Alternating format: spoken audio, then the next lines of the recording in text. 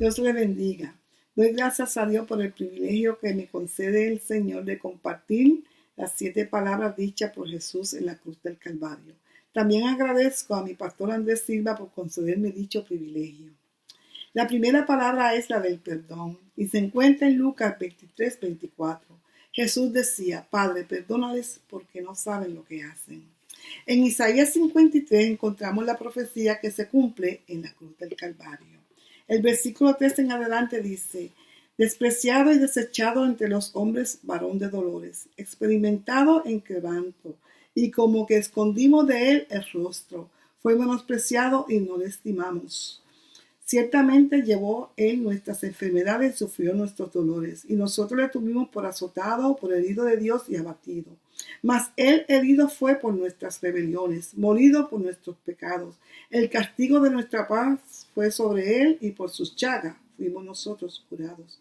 Todos nosotros nos descarriamos como ovejas, cada cual se apartó por su camino. Mas Jehová cargó en él el pecado de todos nosotros. Angustiado él y afligido, no abrió su boca. Como cordero fue llevado al matadero, y como oveja delante de sus trasquiladores enmudeció y no abrió su boca. Gloria sea al Señor. Durante 3 años de ministerio, Jesús le enseñó a sus discípulos sobre la grandeza del perdón. En Mateo 9:2, Jesús le dijo a un paralítico: ten ánimo, hijo, tus pecados te son perdonados. Podemos mencionar algunos personajes que recibieron el perdón del Señor, como Zaqueo, un hombre que quiso conocer a Jesús y el Señor le dio la oportunidad y le dio el perdón. María Magdalena, una mujer hambrienta y sedienta del perdón, también vino a Jesús y Jesús la perdonó. El hijo pródigo, un joven que se apartó de su hogar y de su familia, se fue a vivir una vida desordenada y después de verse en problemas regresó a su padre y su padre le perdonó. Aquí su padre representa a Dios. Los 11 discípulos del Señor, ellos también recibieron el perdón y vinieron a ser los apóstoles. Aleluya. Todos ellos quedaron estampados en las Escrituras Sagradas como testimonio del acto del perdón. La agonizante tortura de la crucifixión no detuvo ni desanimó al Señor a dejar de orar como siempre lo hizo. Qué gran ejemplo nos dejó para que nosotros, cuando nos asalten las adversidades, angustias, pruebas, tribulaciones, y aún si estamos pasando por el valle de sombra de muerte, no nos rindamos espiritualmente, sino que tengamos la fe, la confianza y la fortaleza para seguir orando como lo hizo Jesús. Esteban fue ejemplo de la palabra del perdón. En Hechos 7:60, y puesto de rodillas, clamó a gran voz: Señor, no tomes en cuenta este pecado. Y habiendo dicho esto, durmió. El perdón de Dios está al alcance de todos aquellos que creen en Jesús. Juan 3:16-17 dice: porque de tal manera amó Dios al mundo, que ha dado a su Hijo unigénito, para que todo aquel que en él cree no se pierda, mas tenga vida eterna. Porque no envió Dios a su Hijo al mundo para condenar al mundo, sino para que el mundo sea salvo por él. Gloria sea al Señor, aleluya. Gracias, Señor. El perdón de Dios está al alcance de todos, como dije anteriormente. Es imprescindible recibir el perdón para la salvación de nuestras almas. Pero también el Señor nos enseña que perdonemos a los que nos ofenden. En la oración del Padre Nuestro, en Mateo 6:12, 14 y 15, dice el Señor: y perdona nuestras deudas, como también nosotros perdonamos a los que nos ofenden, o deudores. El versículo 14 dice: porque si perdonáis a los hombres sus ofensas, os perdonará también a vosotros vuestro Padre Celestial. Y el 15 dice: mas si no perdonáis a los hombres sus ofensas, tampoco vuestro Padre os perdonará vuestras ofensas. El Señor concluyó esta palabra del perdón diciendo: porque no saben lo que hacen. Asimismo debemos perdonar a todos aquellos que nos ofenden. Ellos no saben lo que hacen, y si lo saben, quizás no lo tienen por apercibido. Gracias al Señor. Con nuestro perdón podemos llevarlos o guiarlos al arrepentimiento de sus pecados y rectificar de sus hechos pecaminosos. Tengamos siempre presente en nuestras oraciones la primera palabra que Jesús dijo: Padre, perdónales porque no saben lo que hacen, y así ganaremos almas para el Señor, como sucedió en la segunda palabra. Dios les bendiga. La segunda palabra, la de salvación. Lucas 23, 42, 43. Y dijo Jesús: acuérdate de mí cuando vengas en tu reino. Entonces Jesús le dijo: de cierto te digo que hoy estarás conmigo en el paraíso. En Juan 19, 18 dice: y allí crucificaron con él a otros dos, uno a cada lado y Jesús en medio. Mateo dice que eran malhechores, mas sin embargo, Marcos especifica que eran ladrones. Teniendo esto en cuenta, aquellos dos delincuentes merecían el castigo. Los dos estaban cerca del Señor, probablemente tenían la mirada puesta en él. Mateo 27:44 dice que los dos injuriaban, esto es, insultaban al Señor. Los dos escucharon cuando dijo la primera palabra del perdón. Los dos tuvieron la misma oportunidad de salvación. Uno de ellos, después de oír la expresión Padre, perdónales porque no saben lo que hacen, continuó insultando al Señor. Lucas 23:39b dice: diciendo: si tú eres el Cristo, sálvate a ti mismo y a nosotros. ¡Qué ironía! Intercedía no solo por él, sino por su compañero delincuente, pero solo estaba interesado por salvar su vida corporal. El otro, después de oír al Señor orando por perdón para todos los que no sabían lo que hacían, y probablemente también pudo leer el letrero que Pilato mandó a poner sobre la parte alta de la cruz, que decía: este es Jesús, el Rey de los judíos. Fue redargüido en lo más profundo de su alma, espíritu y corazón, e impactado increpó a su compañero a reflexionar sobre su condición de condenación.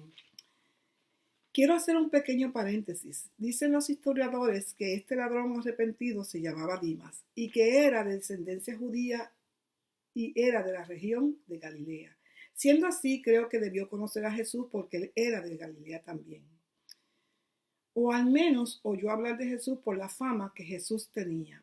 Como judío, debió tener conocimiento de la ley y las profecías acerca del Mesías, Rey de Israel, que habría de venir y que tanto los judíos esperaban. Aparentemente no guardaba la ley y mucho menos los mandamientos. Sin embargo, se dedicaba a delincuenciar a tal grado que lo sentenciaron a la pena capital, que en aquel tiempo era la crucifixión. Allí colgado en un madero, moribundo, ora al Señor y le pide que se acuerde de él cuando venga en su reino. Quiere decir que reconoce al Señor como su Rey y Salvador. Aleluya. Jesús, que no perdió un segundo de su vida ministerial, se gana su última alma antes de morir. Le ofrece la mejor noticia que puede recibir un alma arrepentida de todo corazón. De cierto te digo que hoy estarás conmigo en el paraíso. Eso es la promesa. Irás inmediatamente a donde yo voy. En 2 de Pedro 3:9b dice: Dios no quiere que ninguno perezca, sino que todos procedan al arrepentimiento. El otro se quedó siendo pecador porque no quiso aprovechar la oportunidad que el Señor le dio, aun cuando el arrepentido le dejó saber que estaba en condenación de muerte por su pecado. Todavía hoy hay oportunidad de arrepentimiento en Jesús. Juan 3:16 y 17. Solo dile a Jesús con un corazón contrito y humillado: acuérdate de mí cuando vengas en tu reino, porque hay sobreabundantemente gracia para ser salvo. Te invito a que hagas la mejor decisión de tu vida y asegura tu lugar en el reino de Dios por toda la eternidad hoy. Y si ya has hecho esa decisión, ora como lo hizo el ladrón arrepentido e intercede por los que no son salvos todavía. Amén. La tercera palabra, la palabra del deber. Juan 19, 26, 27. Cuando vio Jesús a su madre y al discípulo a quien él amaba que estaba presente, dijo a su madre: mujer, he ahí tu hijo. Después dijo al discípulo: he ahí tu madre. Y desde aquella hora el discípulo la recibió en su casa. En esta palabra del deber Jesús manifiesta su responsabilidad humana hacia su madre y le encomienda esa responsabilidad a su discípulo amado Juan. En Juan 19:25 dice: estaban junto a la cruz de Jesús su madre, su hermana, María, mujer de Cleofas, y María Magdalena. La hermana de María en Marcos 15:40 y 16:1 dice que se llamaba Salomé, la madre de Juan, el que estaba de la mano con María, probablemente consolándola y velando que no fuera a desmayarse. No se menciona en la Biblia que los demás discípulos estuvieran en el Gólgota, ni se menciona a los hermanos de Jesús, los hijos de María y José, ni de sus hermanas. Jesús, dejando a un lado su sufrimiento agónico de sí mismo, piensa en la seguridad de su madre. Desde la cruz, él cumple con el mandamiento de Éxodo 20:12, que dice: honra a tu padre y a tu madre, para que tus días se alarguen en la tierra que Jehová tu Dios te da. Jesús cumplió toda la ley. Eso lo trataré en la sexta palabra. Estando María con Juan a su lado, a distancia, una espada comenzó a traspasarle el alma. Simeón, el sacerdote que circuncidó a Jesús, se lo profetizó en Lucas 2:35a. Sabiendo Jesús que ella quedaría desprotegida, porque aparentemente José había muerto, ya que desde que Jesús tenía alrededor de 12 a 13 años, es la última vez que José aparece en las Escrituras. Siendo Jesús el primogénito que según la ley era la persona responsable de su madre cuando quedaban viudas, de sustentarle y cuidarle. Los hermanos de él no creían en él, que era el Mesías. Juan 7:33-5. Aunque María sí lo sabía. Jesús dirige la tercera expresión: mujer, he ahí tu hijo. El usar la palabra mujer no fue una falta de respeto hacia ella, ya que Jesús quería que ella reconociera que se tenía que desprender de sus vínculos de madre e hijo. Cuando él resucitara, ya no podía verlo como su hijo, sino como su Dios, su Señor y su Salvador. Ella vendría a ser hija de Dios y sierva del Señor Jesús. Lucas 1:46-48 dice: entonces María dijo: engrandece mi alma al Señor, y mi espíritu se regocija en Dios mi Salvador, porque ha mirado la bajeza de su sierva. Ella no perdería un hijo, ganaría otro, según la segunda parte de la palabra del deber, que dice: después dijo el discípulo: he ahí tu madre. Como dije antes, Jesús era sobrino de María, eran familia. Jesús lo llamaba el discípulo amado. Él se recostaba al pecho de Jesús. Juan 13:23-25. Juan es el escritor del Evangelio de San Juan. Juan 21:20-24.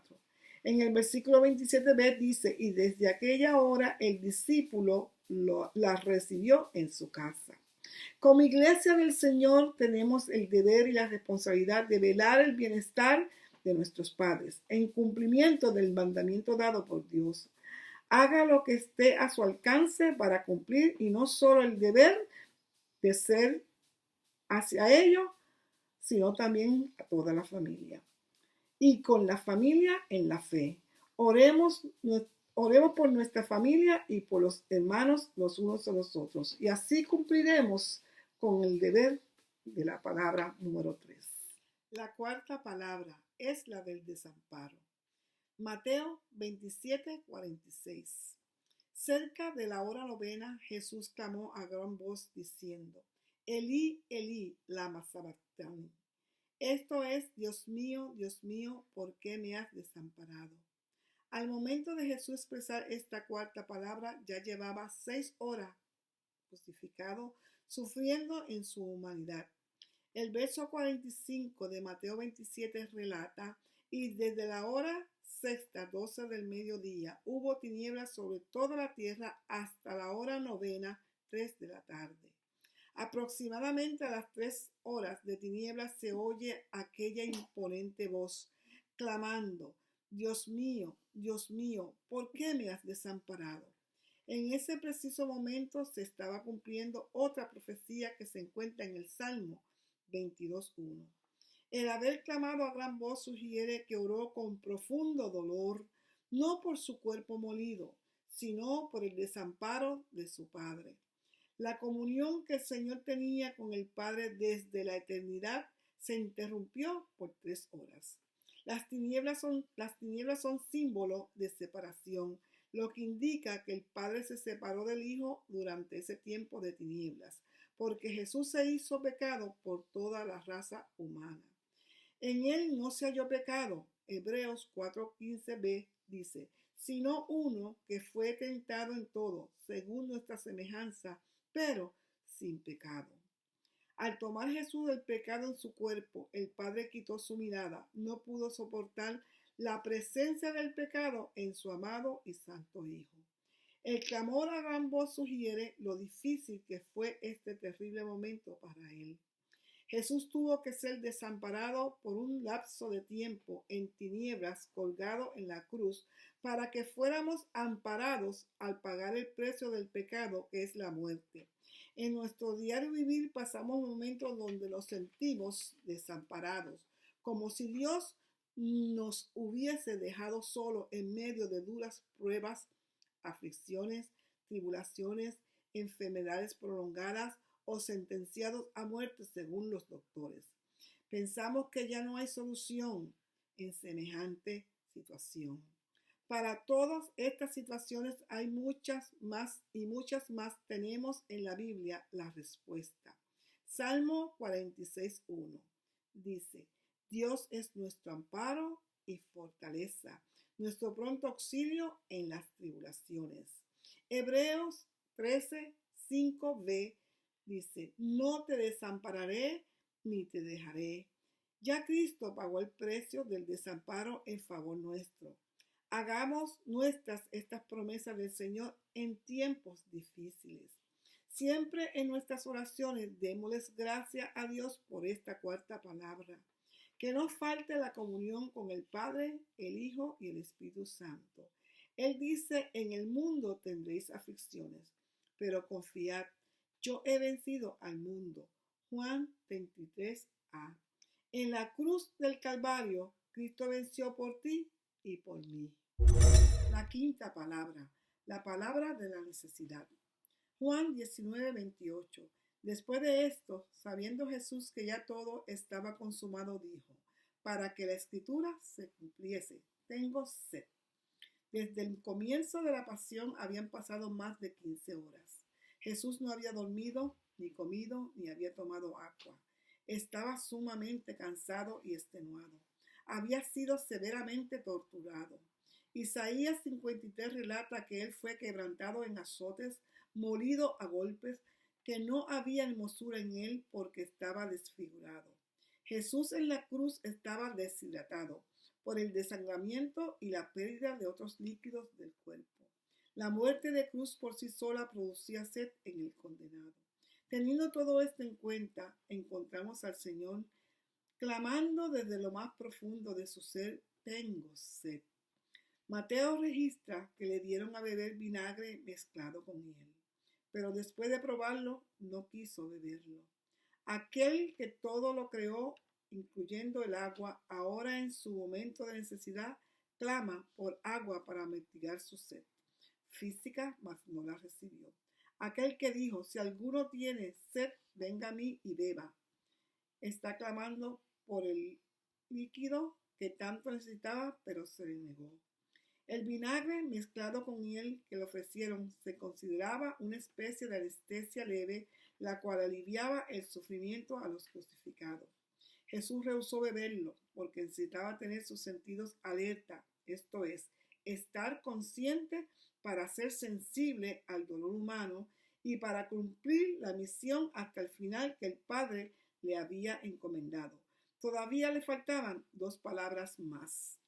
Además de sed física por su humanidad real, él tenía sed espiritual por los perdidos que no le conocen espiritualmente. Lucas 19:10 registra, porque el Hijo del Hombre ha venido a buscar y a salvar lo que se había perdido. Ejemplo de esta porción bíblica es la historia de la mujer samaritana. Juan 4, 10, 14 y 15 dice, respondiendo Jesús le dijo, si conocieras el don de Dios y quién es el que te dice, dame de beber, tú le pedirías y él te daría agua viva. Mas el que bebiera del agua que yo le daré, no tendrá sed jamás, sino que el agua que yo le daré será en él una fuente que salte para vida eterna. La mujer le dijo, Señor, dame de esa agua para que no tenga yo sed. La mujer samaritana encontró en Jesús la fuente de agua de vida que necesitaba para ser salva. En 1 Corintios 10:4 leemos, y todos bebieron la misma bebida espiritual, porque bebían de la roca espiritual que los seguía, y la roca era Cristo, refiriéndose al pueblo hebreo en el desierto después que salió del Egipto.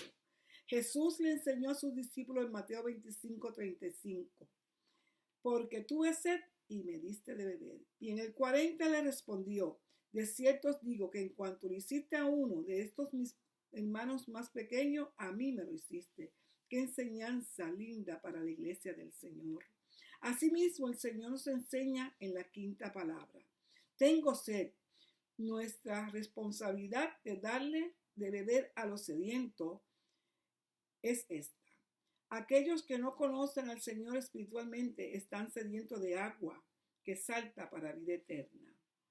Bienaventurados los que tienen hambre y sed de justicia, porque ellos serán saciados. Ya los creyentes hemos sido saciados por el Espíritu Santo de la sed espiritual. Ahora nos toca a todos poner en práctica la palabra número 5. Los que tienen sed espiritual son los que el Señor quiere que como iglesia les saciemos. Oremos al Señor para que sea Él poniendo en nuestros corazones el querer como el hacer por su buena voluntad.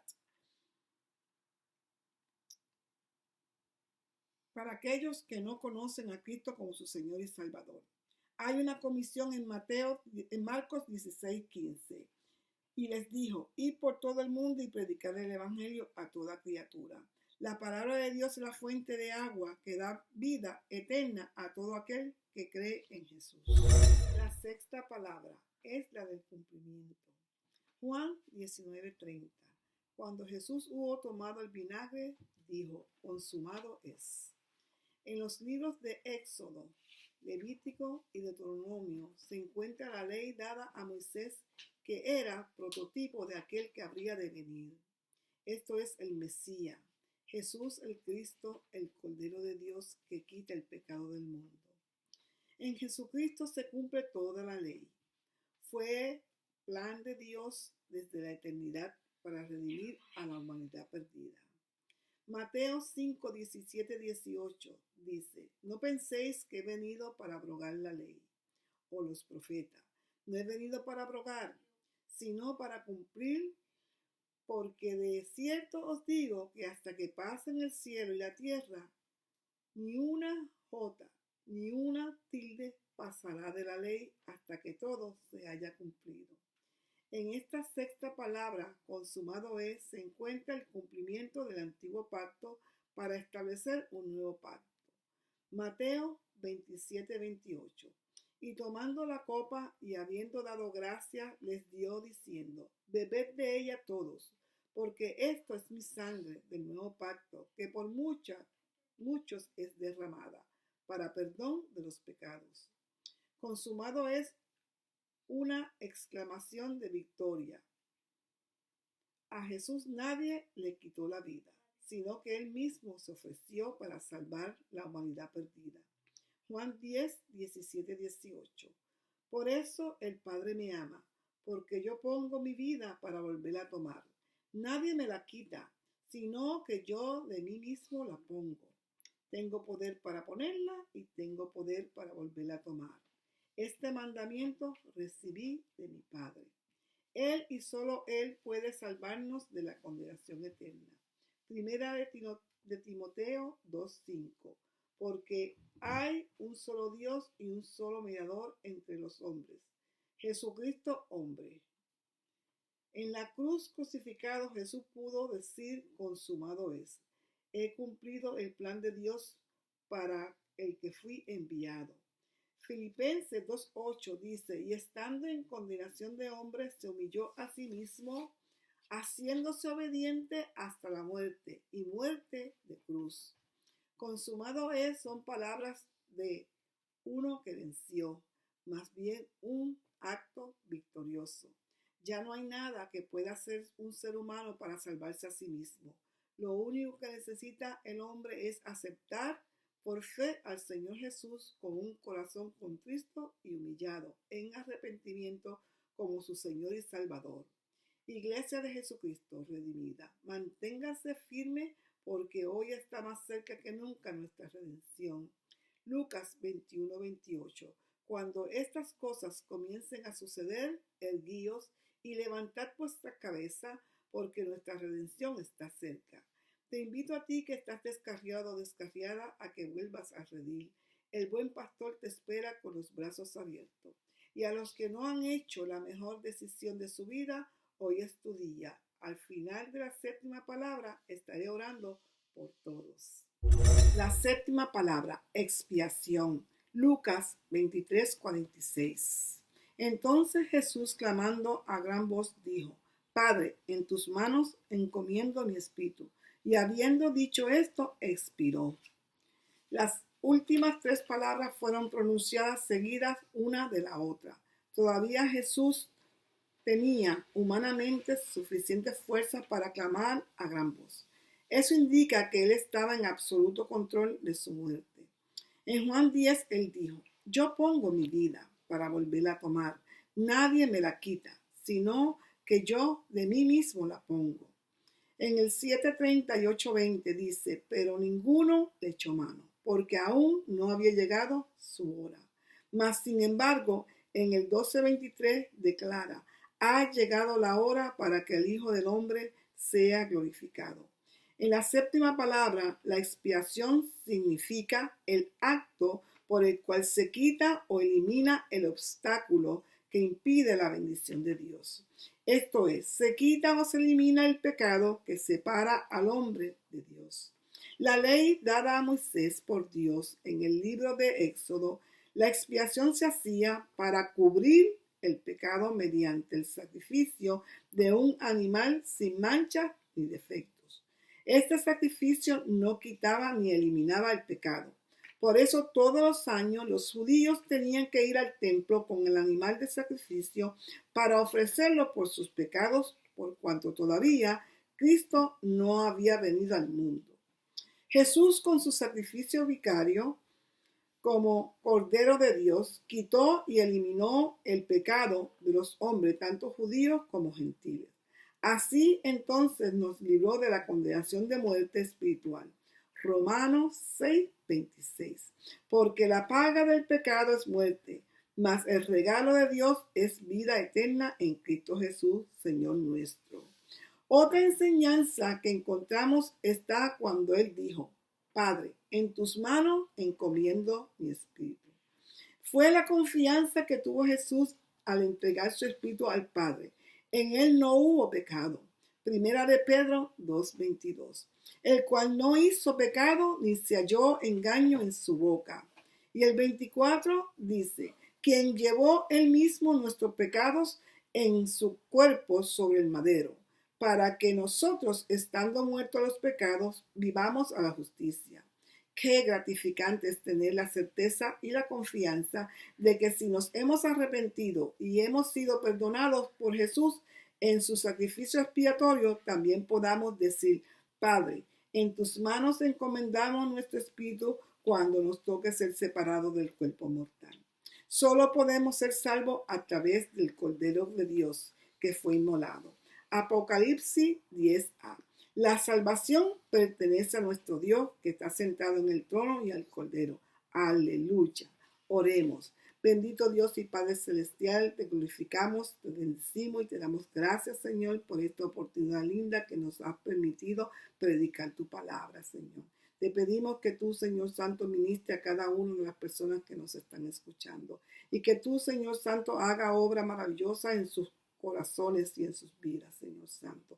Que tú, Señor, los guardes y los cuides, Señor, de aquellos, Señor Santo, que están pasando por esta pandemia, Señor, que es, Señor Santo, muy peligrosa. Te suplicamos, Dios mío, Señor Santo, que ellos salgan victoriosos en el nombre de Jesús. Y si alguno, Señor, nos está oyendo, no conoce al Señor, Señor, te pido que tú, Señor Santo, te glorifique, haciendo en él la obra de salvación. En el nombre de Jesús. Amén.